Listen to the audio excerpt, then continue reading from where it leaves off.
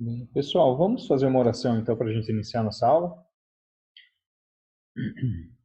Senhor, louvado seja o teu nome, te agradecemos, ó Deus, a oportunidade mais uma vez de falarmos a respeito da tua palavra, que o teu Espírito Santo possa nos abençoar nessa aula, e que tudo seja de acordo com a tua vontade, Pai. Em nome do Senhor Jesus, abençoa cada um dos alunos, que nós possamos aprender juntos aqui nessa noite. Amém. Deixa eu começar perguntando para vocês sobre a alta atividade do capítulo 2, o preenchimento do quadrinho aí, ficou alguma dúvida? Tudo ok?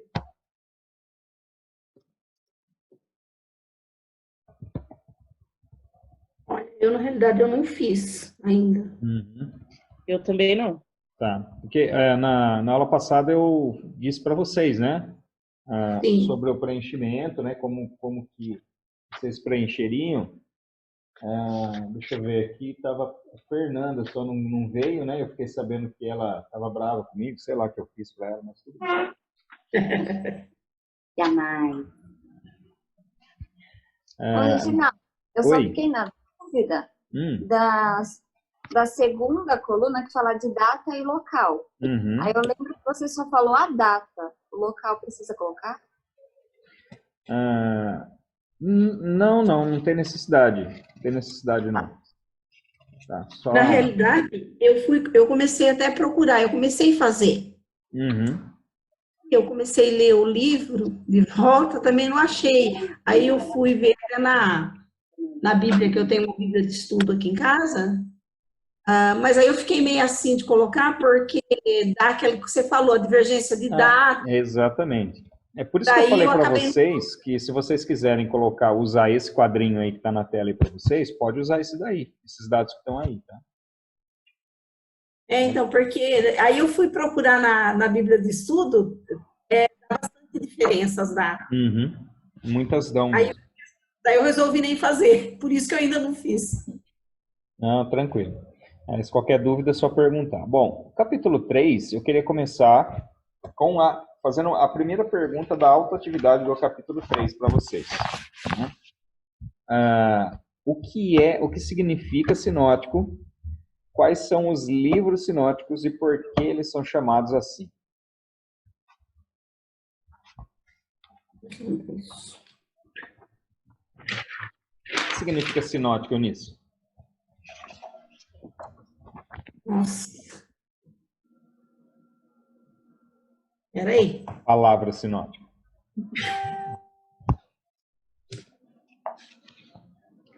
Significa palavra, significa todo mundo. Aí agora, não lembro. Ó, abre aí na página 33.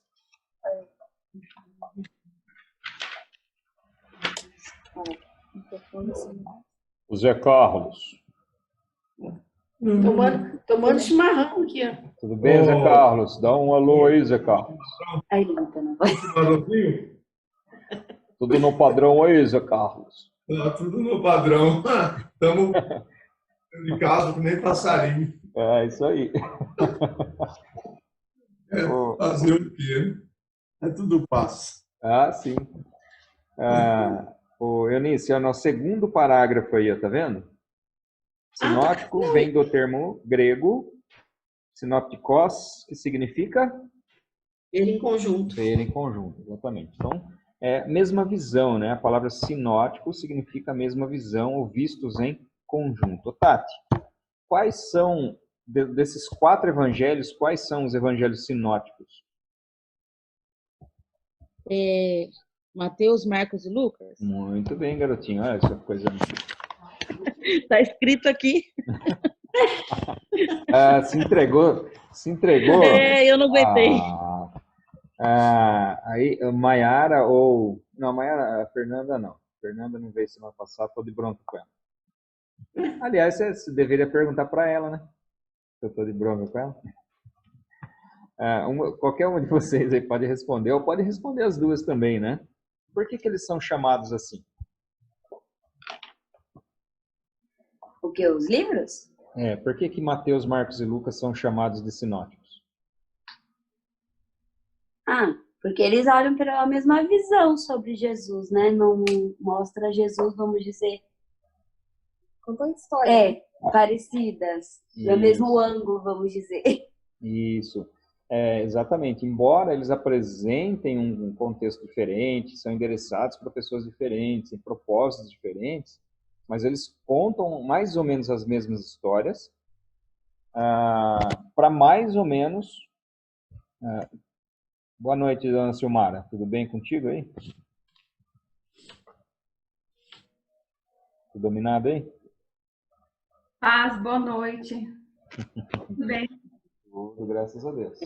Então, eles contam ali mais ou menos as mesmas histórias, mais ou menos na mesma sequência dos eventos ali. Então, lógico, tem algumas diferenças, sim, tá? Da narrativa, né? De sequência de narrativa. Mas, e algumas divergências também, às vezes, nas próprias narrativas. Por exemplo, nós vamos ver alguns textos lá, você já deve ter lido o cego Bartimeu, certo? A passagem lá do cego Bartimeu. Somente Marcos fala do nome de Bartimeu. Os outros dois não falam o nome. E aí tem um detalhe mais interessante ainda. Porque Mateus fala que eram 2 cegos e Lucas fala que era um só. Né? E aí? Quem está certo e quem está errado? Então, não é para responder hoje, mas é só para... Nós vamos chegar lá, né? Mas é só para a gente entender essa questão que dessas divergências que tem nos evangelhos, mas são diferenças pequenas, né? Que perfeitamente explicáveis, essas questões. Então, nós vamos falar, nós falamos na aula passada sobre a diferença entre os evangelhos, né, dos 4 evangelhos, na verdade, e nós vamos falar mais especificamente hoje desses 3 aqui, né, que são os sinóticos, aqueles que são vistos em conjunto. Tá?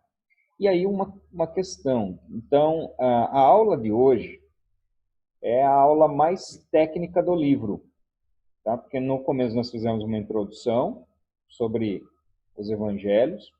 Na aula passada, nós falamos a respeito da comparação entre eles, né, da visão de cada um dos evangelistas.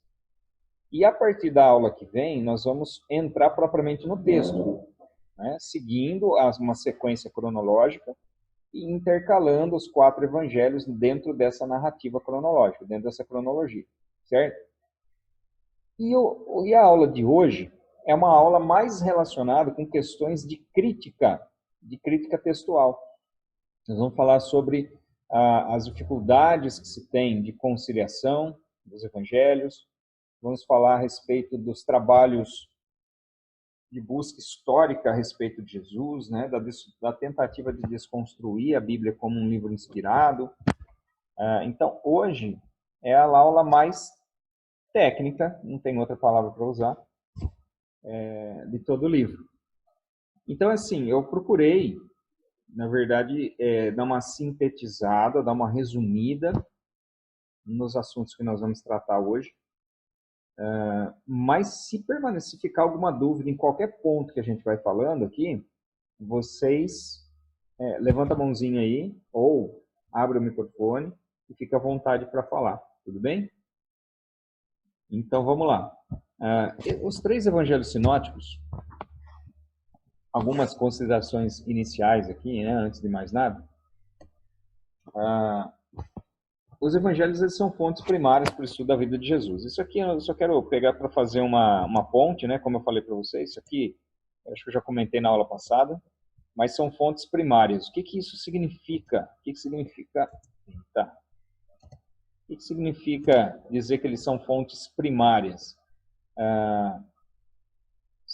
Vieram de fontes de pessoas que ou acompanharam os eventos, né, ou estiveram próximos ali, diretamente ligados com pessoas que presenciaram esses eventos. Então, quando a gente falou lá dos 4 evangelistas, então, João e Mateus eram discípulos de Jesus. Lucas e Marcos não eram discípulos. Porém, Marcos, muito provavelmente, acompanhou alguns eventos, porque ele morava ali na região da Judéia. Agora, Lucas não. Lucas era de um gentil de Antioquia da Síria que veio se converter depois da ressurreição de Jesus. Então, não é alguém que acompanhou. E é interessante porque ele é exatamente a pessoa que nós vemos nos evangelhos, iniciando, dizendo que fez uma busca apurada, que perguntou para pessoas, que fez uma pesquisa aprofundada em relação aos assuntos que ele traz ali no livro.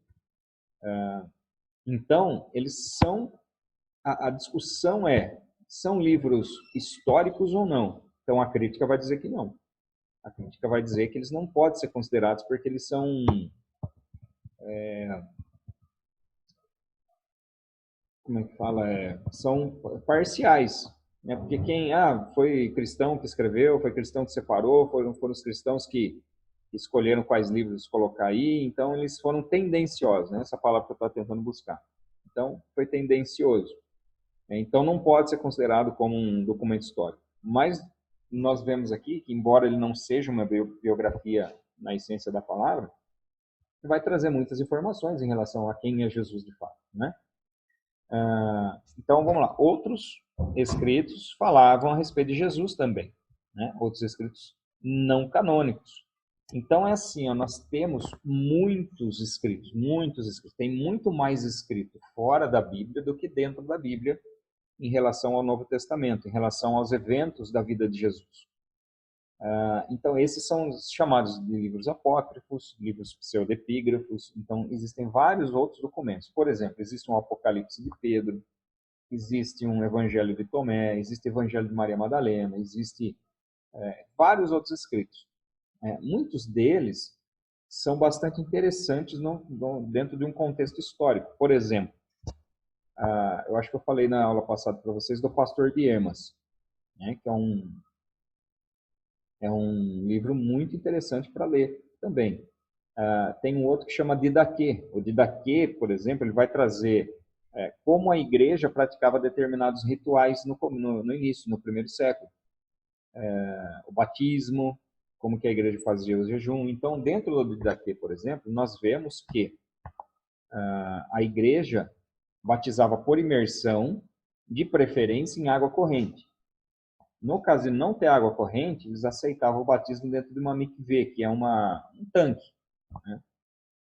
Não tendo tanque, eles aceitavam o batismo jogando água 3 vezes na cabeça.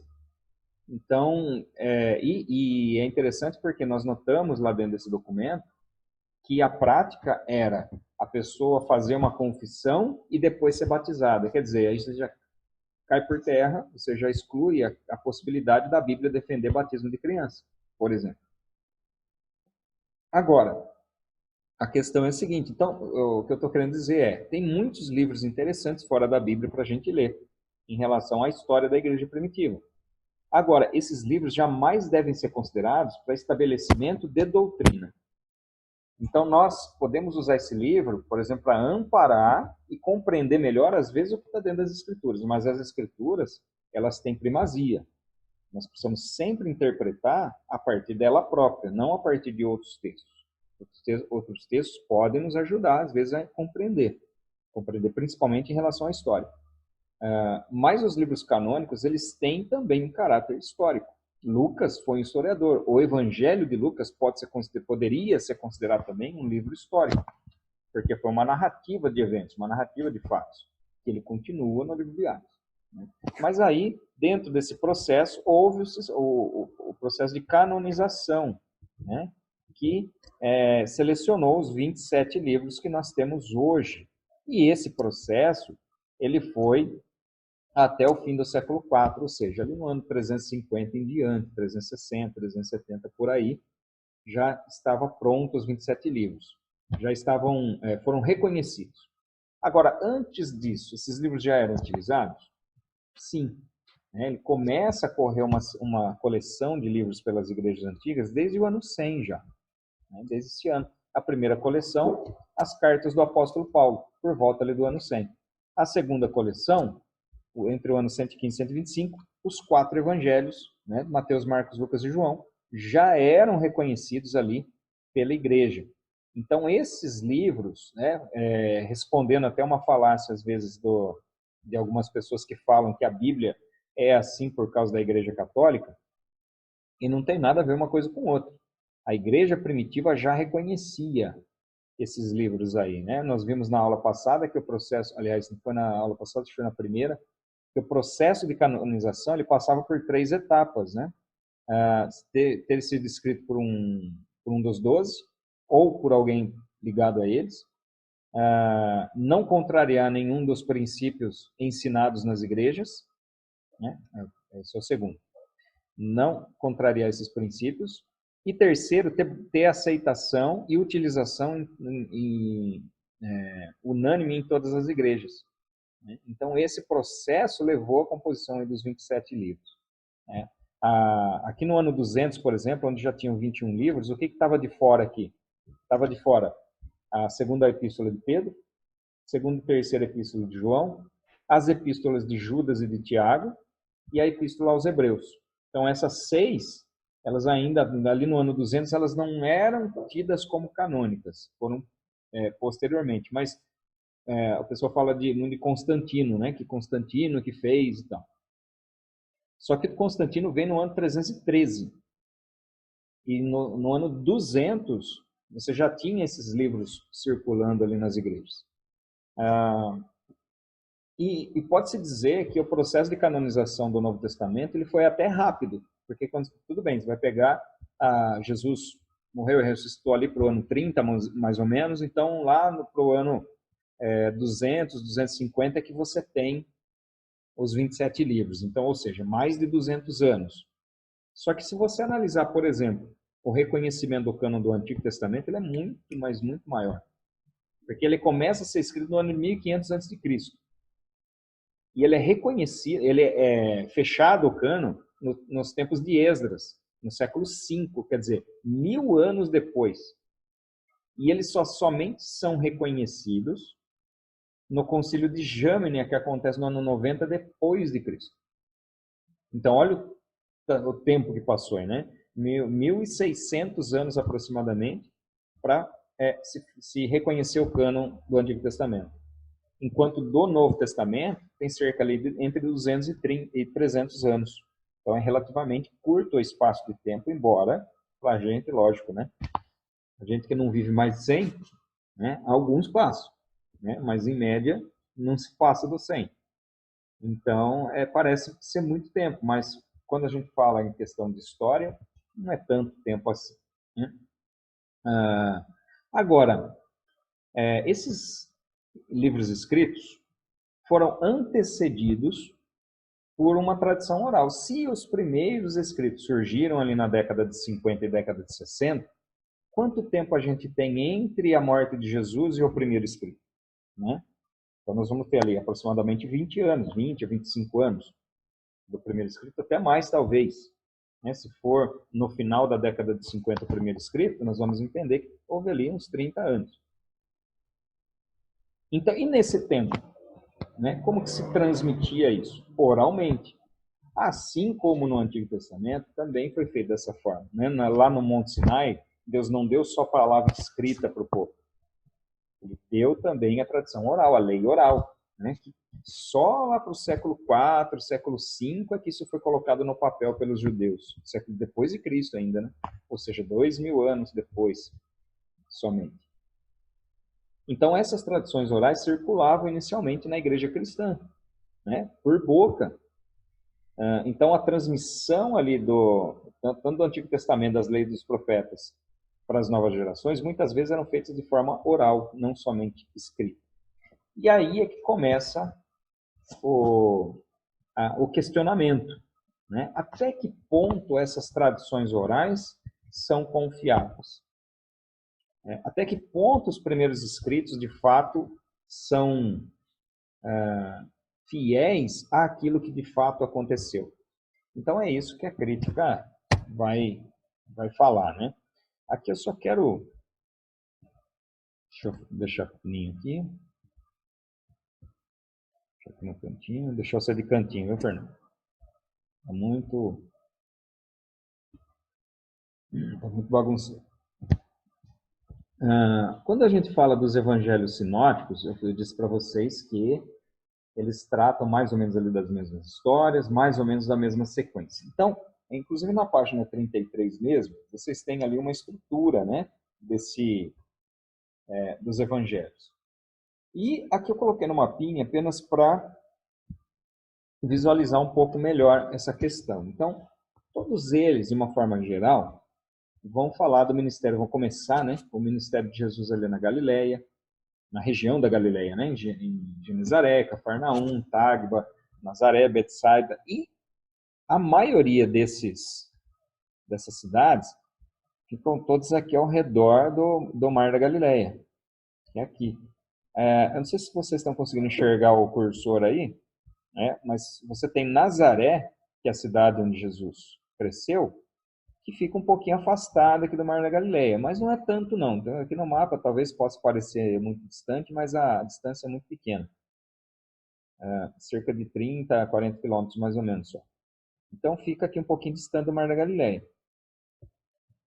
Mas Jesus começa então, dentro dos evangelhos, seu ministério aqui, né? Ou seja, ali na região da Galileia.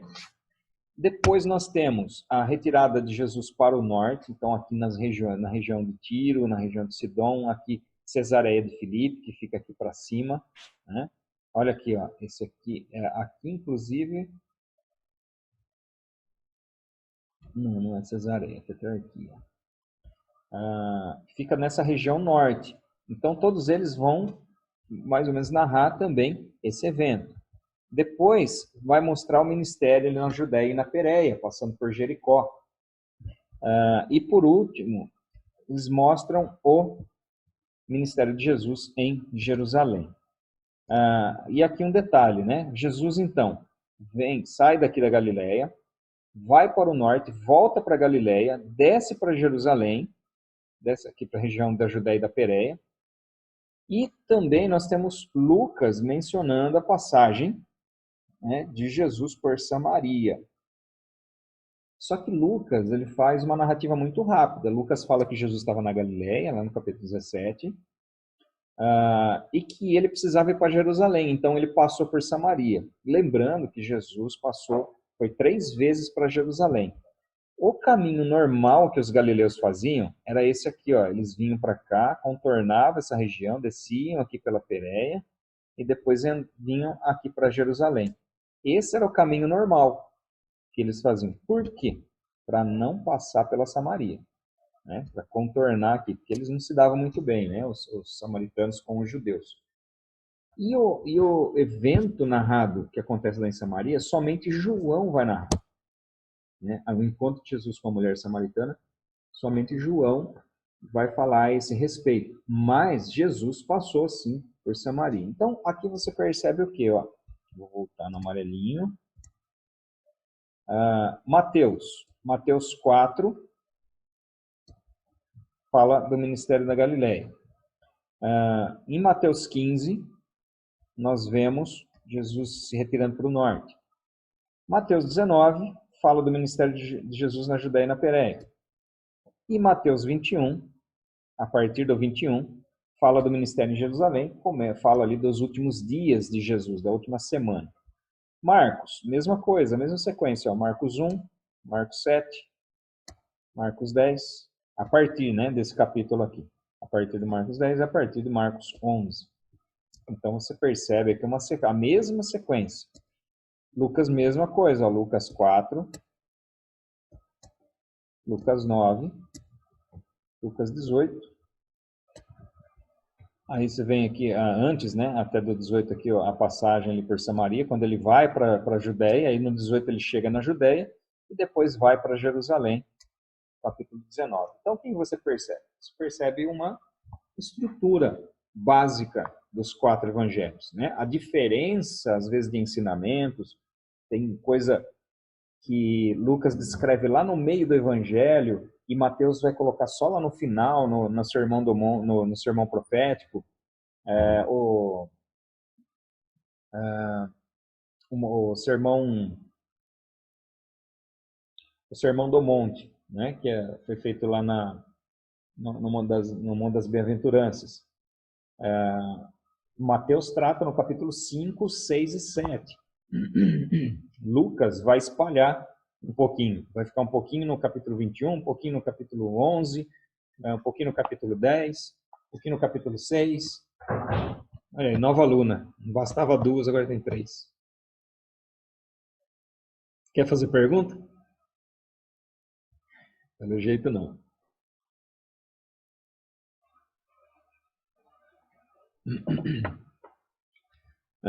Então, você tem essas divergências, sim, tá? Mas a narrativa, quando se fala a respeito do contexto histórico, você vai encontrar uma ordem, né, aproximada ali entre os 3 evangelhos. Você encontra uma coerência ali de narrativa.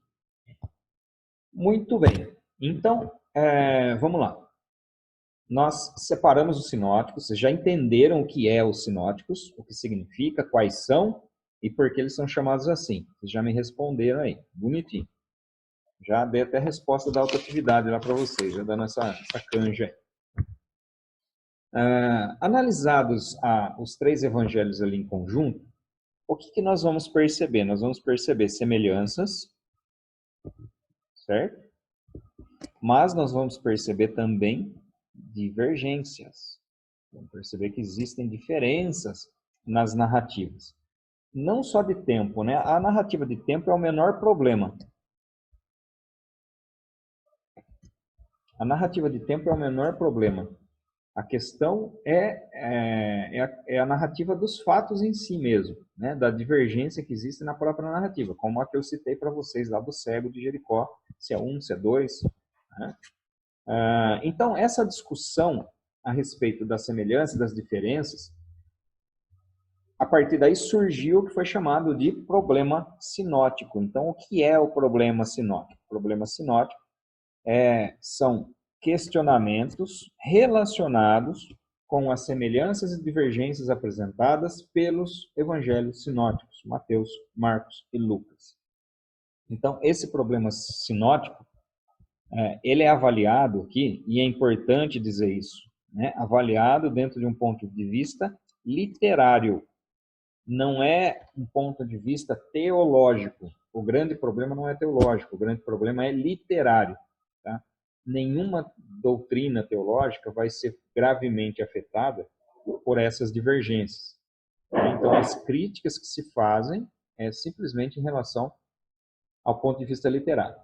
E aí, a partir daí, então, se levantam os seguintes questionamentos. Né? Primeira questão: qual é a origem dos evangelhos sinóticos? Como que surgiram? Onde surgiram? Por que surgiram? Surgiram a partir de tradições orais? Né? A questão literária, né? Surgiu para preencher alguma brecha em relação ao ensinamento que era feito nas igrejas daquela época? Segunda pergunta: eles surgiram independentemente? Ou os autores fizeram ter uso uns dos outros? Então, por exemplo, a Mateus escreveu independente de Mateus e Lucas. Mateus escreveu também independente de Marcos e Mateus. Marcos e Lucas. E Lucas escreveu independente de Marcos e Mateus. Ou eles usaram uns aos outros? Bom, se eles usaram uns aos outros, né? Até que ponto eles usaram o material uns aos outros como fonte? Quem usou quem? Quem veio primeiro? Qual foi o primeiro evangelho? Mateus usou Marcos? Mateus usou Lucas? Lucas usou Marcos? Ou Marcos usou Mateus? Então, esses questionamentos que se fazem em relação aos evangelhos sinóticos. Além disso, né, será que os autores utilizaram outros materiais além dos evangelhos, né, e da tradição oral? Será que tinha mais alguma coisa escrita além disso, antes dos evangelhos?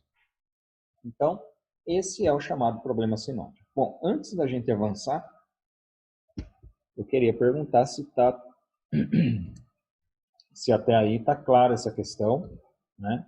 Então, o que eu estou querendo dizer para vocês, deixa eu ver se... Do que lado eu aumento isso aqui.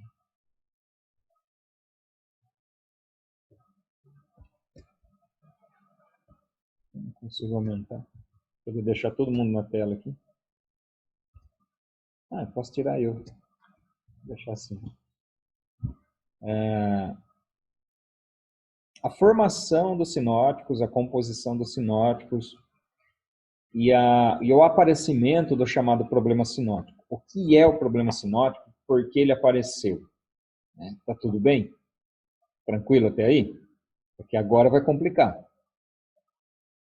Tá? Então é importante a gente ter essa compreensão realmente do que é o problema sinótico. Fernanda, fala para mim, Fernanda, o que é o problema sinótico? Com as suas palavrinhas, sem ler na tela. As minhas palavrinhas? Com as suas palavrinhas. É quando queria, para saber se vai ter diferença, semelhança que eles davam, aí quem foi escrito primeiro, algumas divergências entre, igual você falou, do que está escrito, em um está em um século, outro está dois, algumas diferenças. Uhum. Tá. Tá bem. Quer complementar, Maia?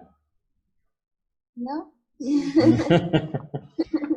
Pergunta fechada assim de sim ou não é fácil, né? Responde sim ou não. Então, é o seguinte, só para reforçar então, analisadas as semelhanças e as divergências dos evangelhos, surgem alguns questionamentos das razões pelas quais eles são semelhantes em alguns pontos e divergentes em outros pontos. Esse é o problema sinótico, né? Ou seja, é a discussão a respeito exatamente dessas diferenças e semelhanças encontradas nesses evangelhos, né? Nesses 3 evangelhos aí. Certo, então vamos lá. Aí nós vamos falar um pouquinho agora a respeito das teorias críticas. Então, surgido o problema sinótico, né, que nós já entendemos, superamos a fase do problema sinótico, agora a gente vem para as discussões em relação a esse problema sinótico. A partir do problema sinótico, surgem algumas teorias críticas, né? Lembrando que o escopo aqui é escopo literário, né? São críticas literárias. Então, a primeira teoria crítica que vai aparecer é chamada crítica da forma, que vocês vão achar aí na página 34 de vocês, certo? Em resumo, a crítica da forma, ela vai tratar em relação à formação inicial dos evangelhos. A grande crítica e a grande ênfase, na verdade, que ela vai colocar é em cima da tradição oral.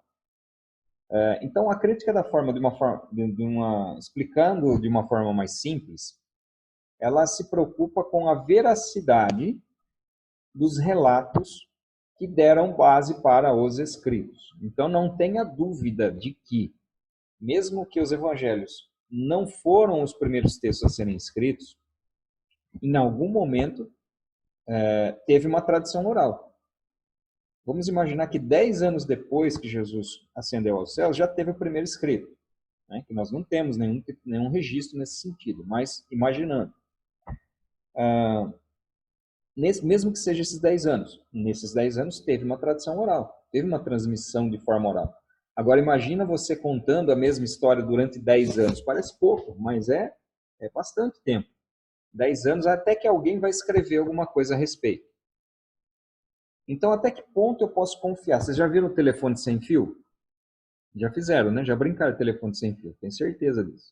Então, é assim. Aí você conta uma coisa, vai, chega lá na ponta, o negócio está tudo diferente. Então, perceba a crítica da forma, o que ela vai fazer? Ela vai questionar isso. Até que ponto essa tradição oral inicial, que deu base posteriormente para os escritos, ela é verdadeira. Então, essa é a primeira teoria crítica.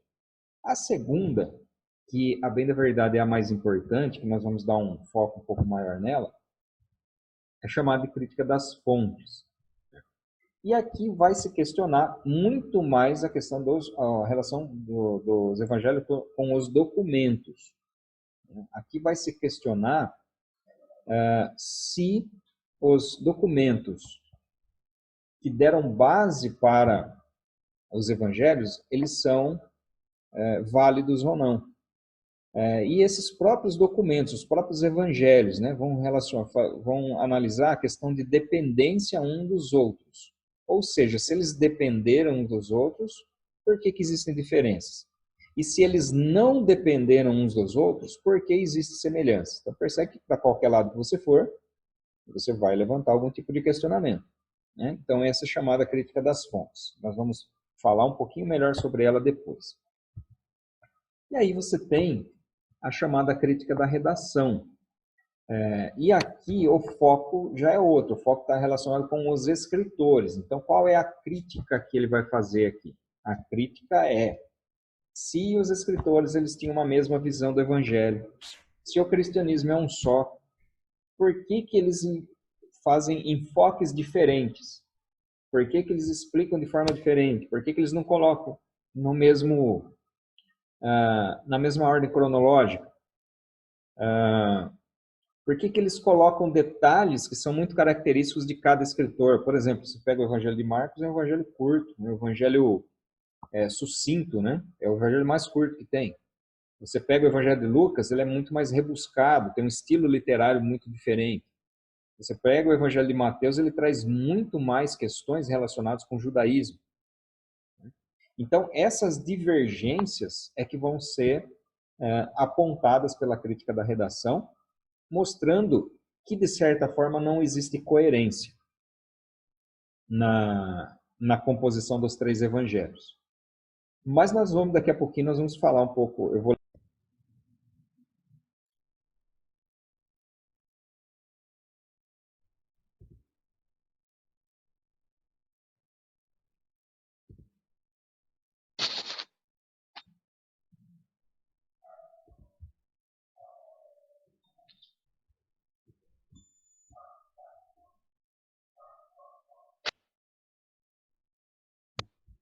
Beleza. Todo mundo aí?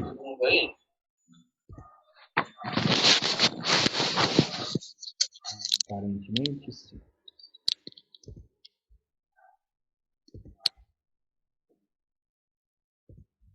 Bom, como eu estava falando, se você for lá, então são 5 argumentos sobre os problemas apresentados. Então, o que você vai fazer? Vai selecionar um desses argumentos e vai escrever ele aqui, escrever sobre ele, não é para escrever ele, não é para pegar o texto e escrever o texto, é para explicar sobre ele, né? Escreva sobre o argumento, aquele que chamou mais atenção, e você vai fazer algum comentário sobre isso. Pergunta 2. Explique a crítica das fontes e o problema sinótico. Então, o problema, a crítica das fontes, você vai explicar o que é, né?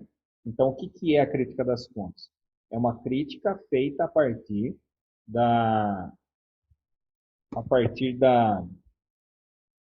origem dos evangelhos, né?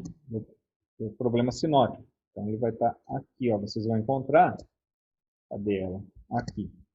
Nessa telinha que eu estou mostrando para vocês, ela vai responder. Então, é uma teoria para a explicação do surgimento do problema dos evangelhos a partir de uma análise da originalidade dos documentos, né? Então, a ênfase ela estará em cima dos documentos, né? Quais são os documentos que deram base para a formação dos evangelhos? E aí vai falar a respeito da crítica das fontes. Vocês vão explicar também o que é essa crítica das fontes e a relação da crítica das fontes. Aliás, vocês vão falar também do problema sinótico e fazer a relação da crítica das fontes com o problema sinótico. Tá? Então, é para explicar os dois. O que é crítica das fontes e o que é problema sinótico e de que forma eles se relacionam.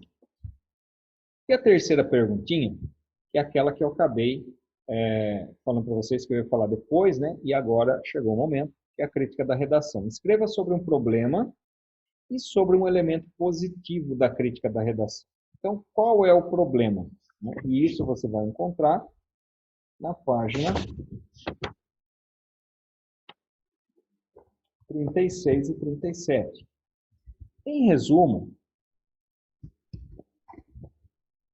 deixa eu voltar para a tela que eu estava. Em resumo, né, nós vamos encontrar as seguintes questões aqui.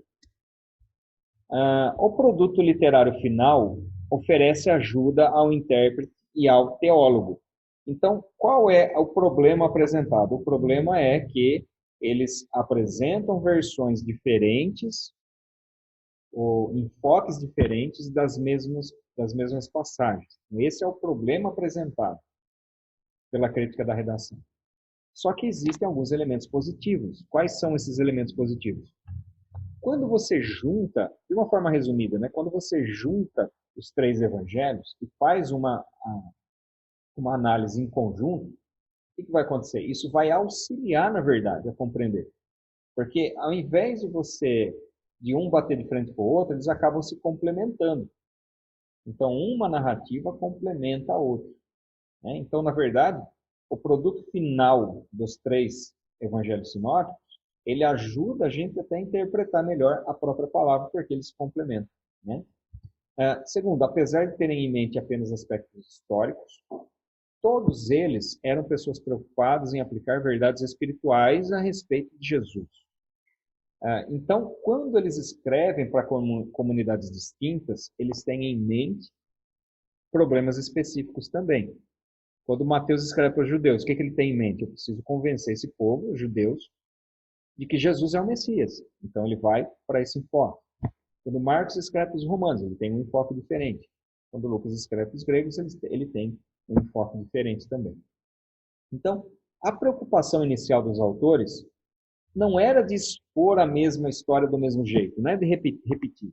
A preocupação era de aplicar as verdades espirituais e contextualizar para aquelas pessoas que eles direcionavam. Então, por exemplo, quando você vai... Eu lembro de uma história de um missionário que ele estava fazendo missões para... Agora eu esqueci. Lá para aquela região da Nova Zelândia, para aqueles lados lá, da Oceania. E ele chegou numa tribo que não tinha contato com a civilização. E ele começava a falar, contou a história de Jesus, falando que Jesus veio, que Jesus se fez, o Deus que se fez homem, e foi traído por Judas e morreu. O que aconteceu? A tribo teve por herói Judas.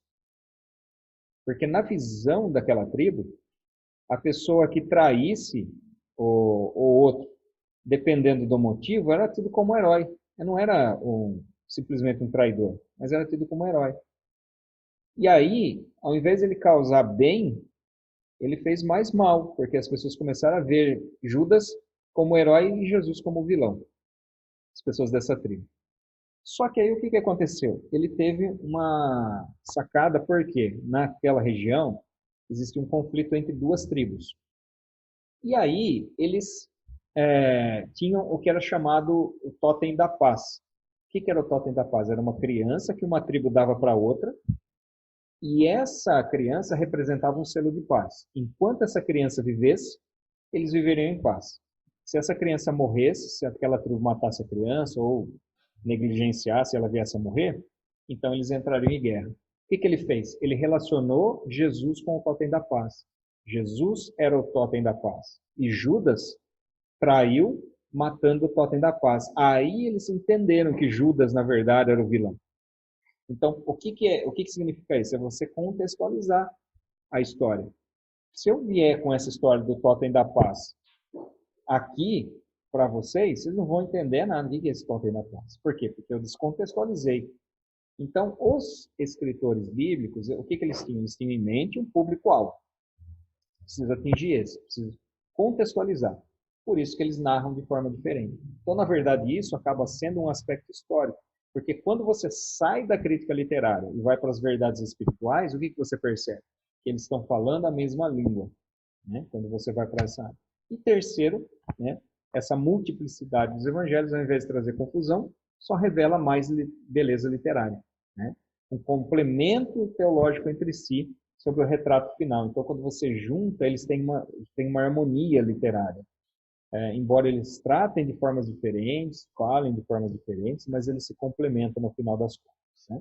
Então, a questão do número 3 aqui, a questão número C da número 2, é isso aí que vocês vão responder. Deixa eu abrir mais uma vez aqui.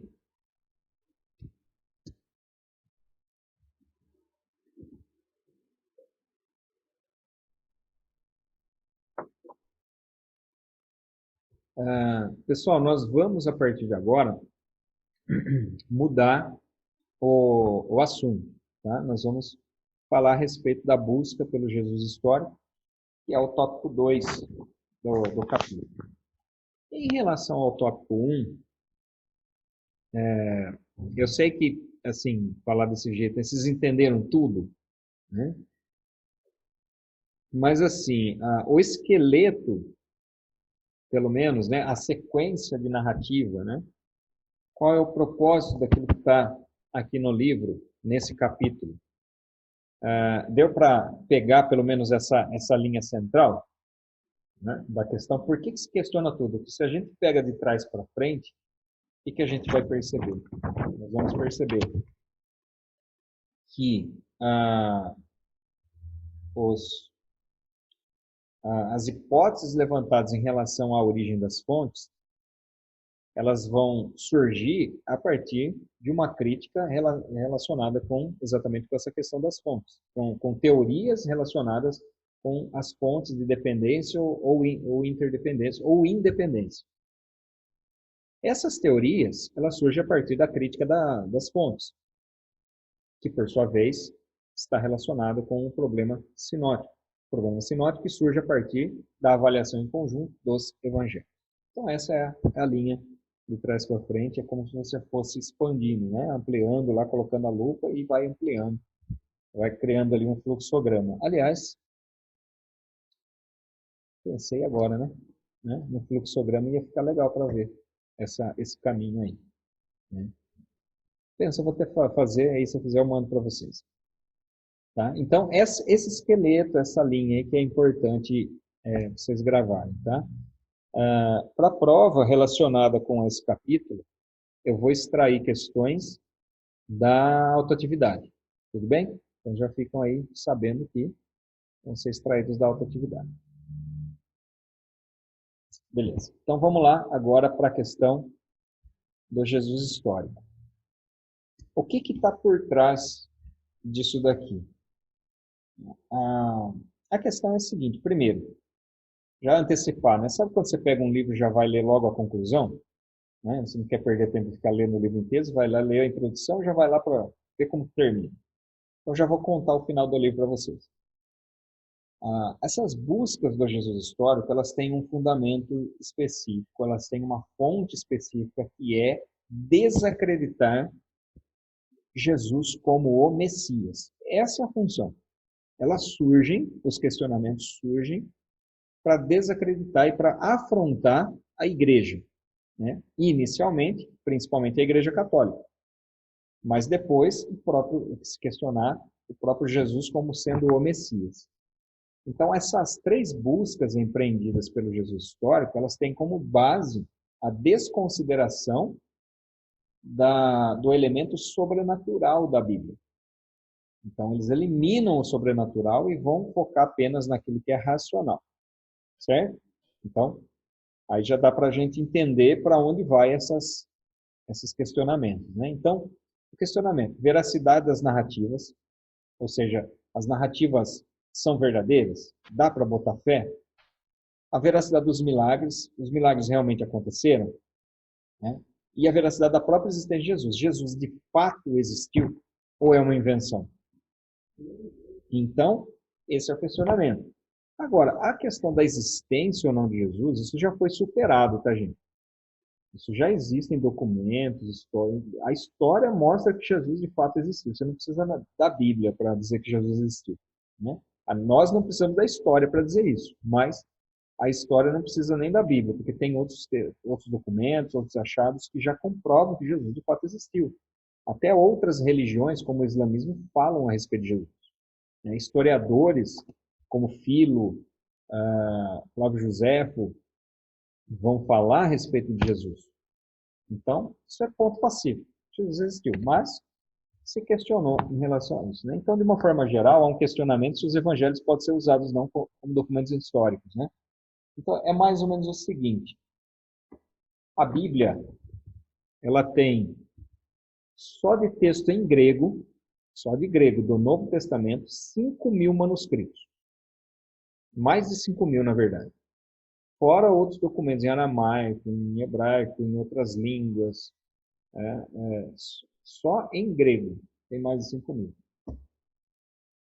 E você tem outros documentos históricos, por exemplo. Vocês já ouviram falar da Ilíada de Homero? Vocês já ouviram falar? Ilíada de Homero?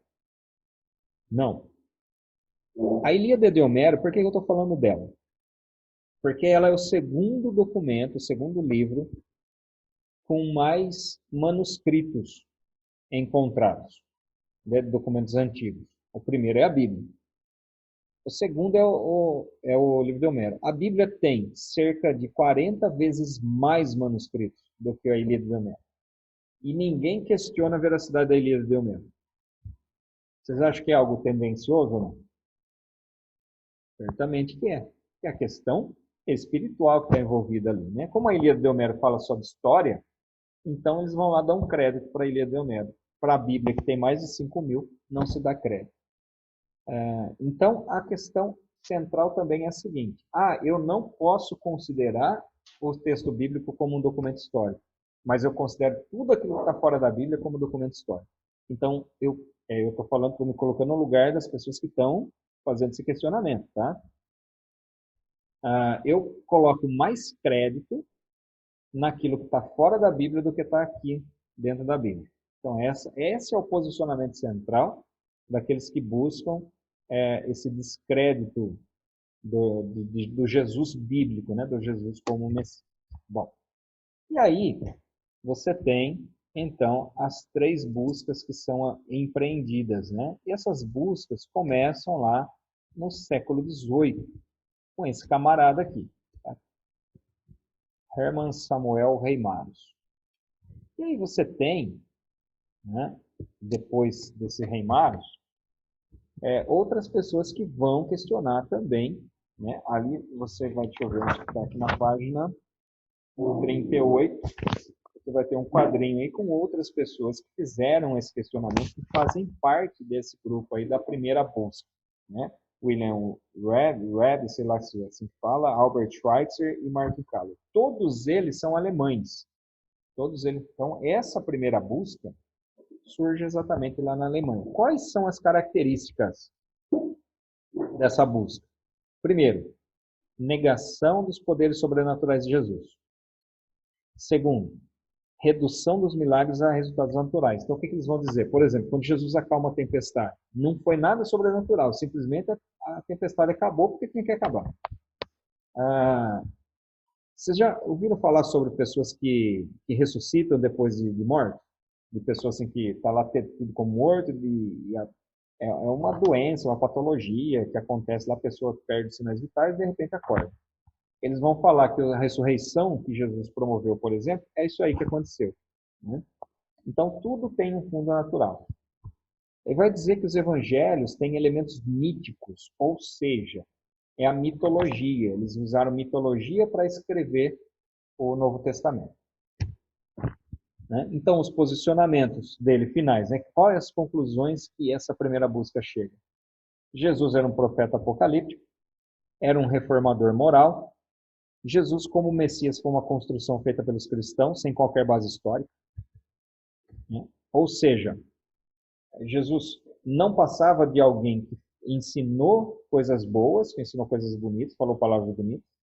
Era um profeta que previa o final dos tempos, como vários outros que existiam na época.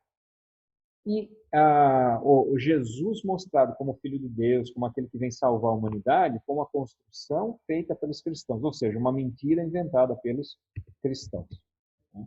Então, claramente, ela tem um caráter antidogmático, que significa um combate aos dogmas estabelecidos pela igreja. Então, ela surge inicialmente, né? Ela nasce a partir de um desejo de afrontar a própria igreja. Então, aí, o que eles querem fazer? Desconstruir todas as crenças da igreja. Quem é o personagem central que a igreja prega? Jesus. Então, onde nós vamos atacar? Exatamente no personagem central. Essa é a ideia, certo? A primeira busca ela tem uma abordagem filosófica, e exatamente igual à segunda busca. também tem uma abordagem filosófica. E aí é o seguinte, esse camarada aqui, ó, Ernest Casimir, a partir de 1954, ou seja, então meados do século XX já, ele vai olhar para aquelas pesquisas feitas na primeira busca e vai falar, olha, eles estavam no caminho certo, mas cometeram alguns erros. Então, o que ele vai dizer? As características dessa busca. Primeiro, considerava que a primeira busca havia cometido alguns erros. E aí ele busca, então, corrigir esses erros. E ele vai dizer que os eventos da vida de Jesus eram apresentados em porções sem conexão. O que ele quer dizer com isso? Que foram vários relatos diferentes de pessoas que não tinham ligação, que falavam a respeito de Jesus. O que os escritores foram lá e fizeram? Juntou tudo e jogou dentro da Bíblia e fez. Ou seja, com um catadão de informações. E que existe uma distinção entre o Jesus histórico e o Cristo, o Messias. Então ele vai chegar na mesma conclusão que os primeiros. Jesus histórico é um. Jesus existiu? Existiu. Mas Jesus não foi o Messias. Jesus não é o Cristo do jeito que é apresentado pela Bíblia. Jesus simplesmente foi um personagem da história. Né? E os critérios apresentados por ele foi a questão da dissimilaridade. E aí a dissimilaridade, o que é? Aquilo que eu acabei de falar para vocês sobre a questão de uso de documentos históricos. Se eu pegar o Evangelho de Marcos, não vale nada. Se eu pegar um texto do islamismo que fala sobre Jesus, esse vale. Eu pego um texto do Talmud, esse vale. Por quê? Porque eles vão dizer que, como o Evangelho de Marcos é um texto cristão, ele é tendencioso. Então, se ele é tendencioso, eu não posso ter ele como livro histórico. É claro que vai falar de Jesus dessa forma, então eu não uso ele. Né? Então, isso é o que se chama de dissimilaridade. Eu vou colocar valores diferentes a fontes bíblicas e a fontes externas ao cristianismo. Dá mais valor para quem é de fora do que para aquilo que o próprio cristianismo diz de si mesmo. Outro critério, o uso de tradições independentes. Então, essas tradições estão relacionadas também com documentos extra-bíblicos que não estão relacionados com o cristianismo. Então, mais uma vez, o cristianismo é tendencioso, ele vai falar bem de Jesus. Então, eu não posso dar crédito ao que ele fala, ele vai sempre falar bem. Então, vou ver o que os outros falam a respeito dele. E o único interesse por Jesus dentro dessa linha é o Jesus pregador, são os ensinos dele. Então eu extraio qual que é a essência do Jesus. São os ensinos dele. Eu vou pegar os ensinos e descartar todo o contexto sobrenatural.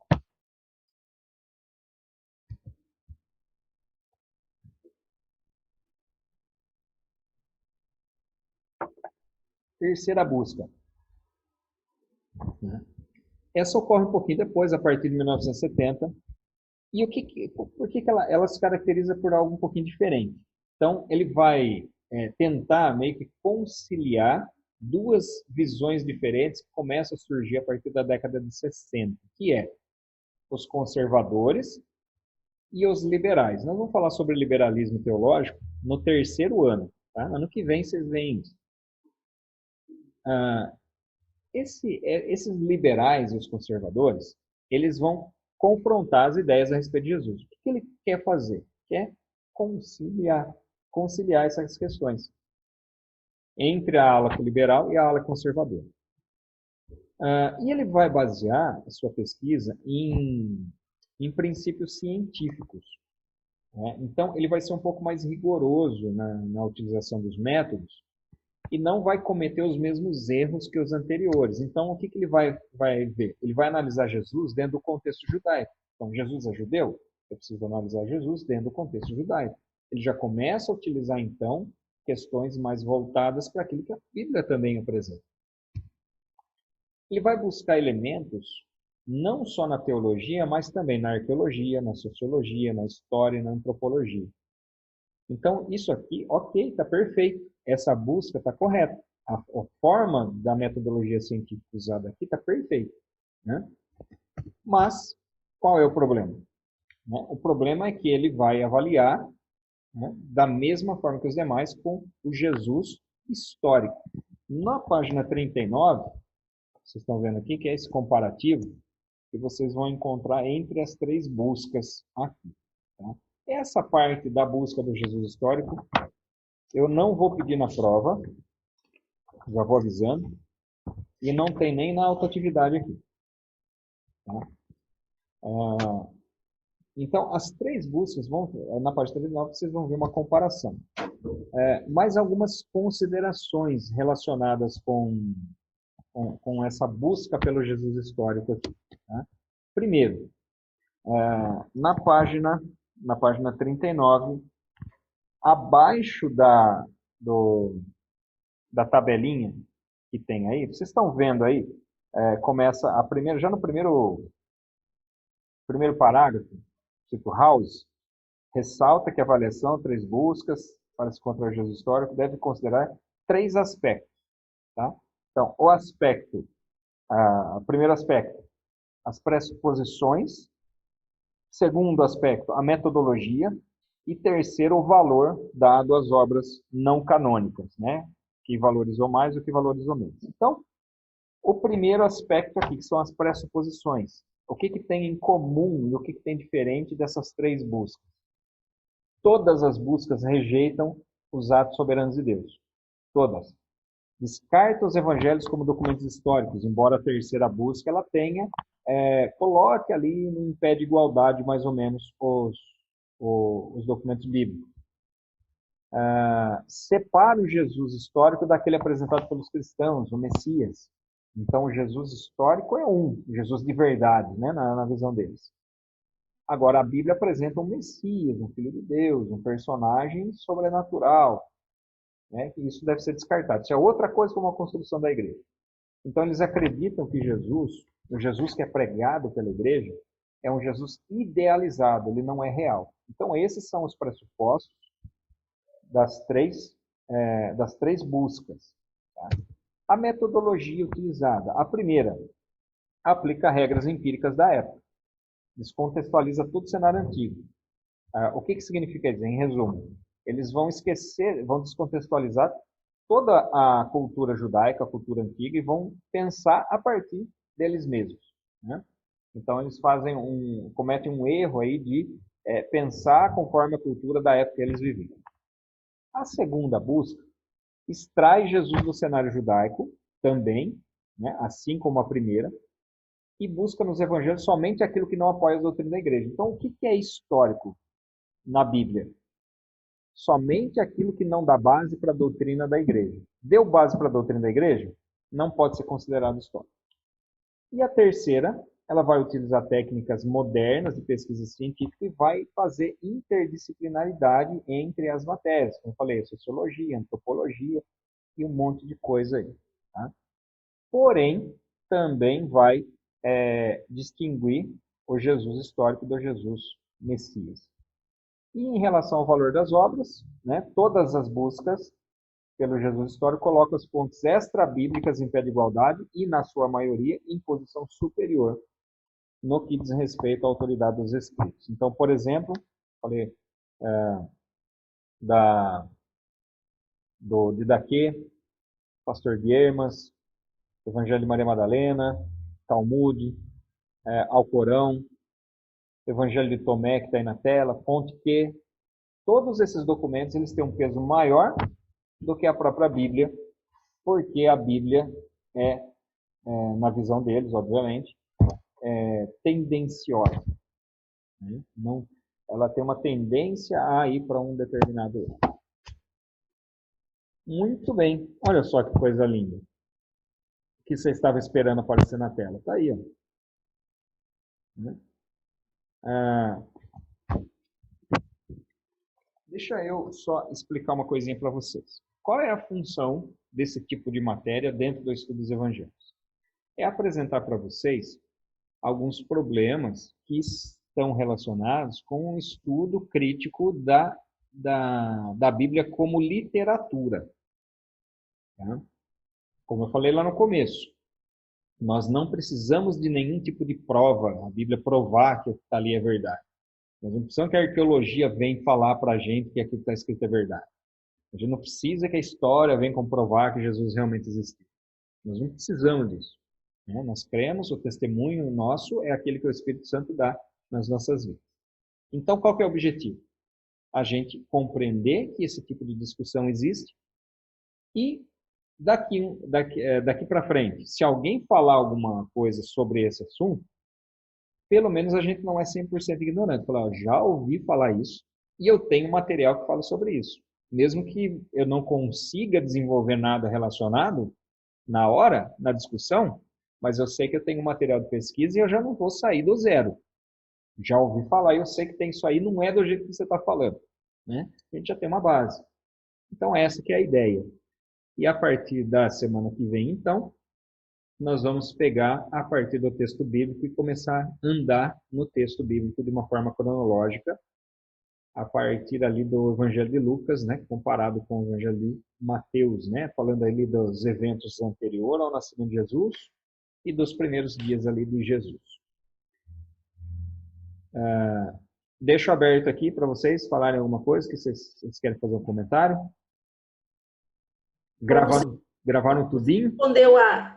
Na realidade, você respondeu a pergunta que eu ia fazer. Ah, já respondeu? Mas faz mesmo assim. Só para Não, agora você já respondeu. Eu ia fazer exatamente essa pergunta. Se você tiver alguma dificuldade aqui com as autoatividades, só falar, tá? Ah, tá. Vou falar. Manda mensagem, depois eu mando para vocês o livro aqui, se vocês quiserem. Eu acho legal a matéria, né? Mas nem todo mundo gosta. É muito técnico. E o que eu falei que eu ia mandar mais? Eu vou tentar fazer aquele fluxograma lá, só para ter uma ideia do esqueletão, uma ideia geral lá. Tudo bem? E a aula você vai mandar também, né? Porque a aula é bom. Sim, eu vou. Então, eu não sei o que aconteceu, porque a aula que eu dei de manhã, eu tive problema com a gravação. Aliás, acho que não foi aula de manhã, não, foi aula de segunda-feira. Eu não sei o que aconteceu, teve uma parte que não gravou.